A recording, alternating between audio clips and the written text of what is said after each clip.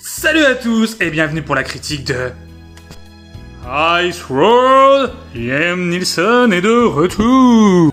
Vous avez bien compris, on retrouve Liam Neeson et Laurence Fishburne. Alors du coup, que vaut ce film? Parce que bon, Liam Neeson, c'est... voilà... c'est un peu pente descendante, un peu comme Bruce Willis et Nicolas Cage.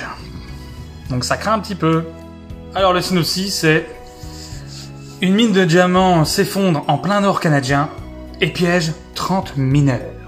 Alors Jim Goldenrod, donc Laurence Fishburne, engage Liam Neeson, Mike, qui est un conducteur expérimenté, pour aider à un sauvetage périlleux et essayer de sauver les 30 mineurs coincés dans la catastrophe. Donc du coup, ils vont emmener 500 km de convoi sur les glaces, et là, patatras, avec tous les problèmes climatiques qu'ils vont rencontrer durant ces 500 km sur la glace, des hommes mystérieux vont les attaquer eux aussi. Oh là là! Alors vous allez me dire, le film il a l'air super cool. Le film il a l'air intriguant. Est-ce que Liam Neeson sera mieux que Bruce Willis maintenant ou Nicolas Cage? Eh ben, pas du tout. C'est une bouse. Un film de nul, quoi. Il est nul, les effets spéciaux sont cheap, sont pourris.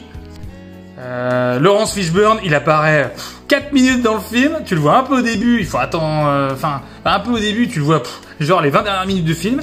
Liam Neeson, il y croit pas, il en a rien à faire, en plus, du film. Franchement, les effets spéciaux, ils sont vraiment... c'est pire qu'une production Netflix, quoi.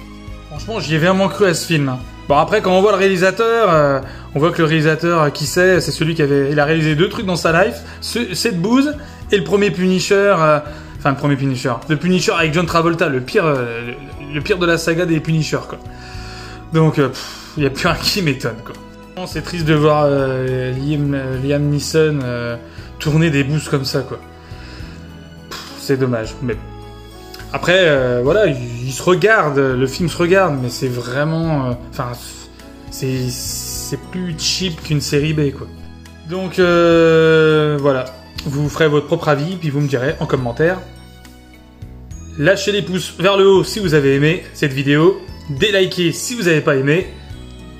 Inondez-moi de commentaires. Et moi, je vous dis à très vite pour une prochaine critique. Et n'oubliez pas, vive le cinéma!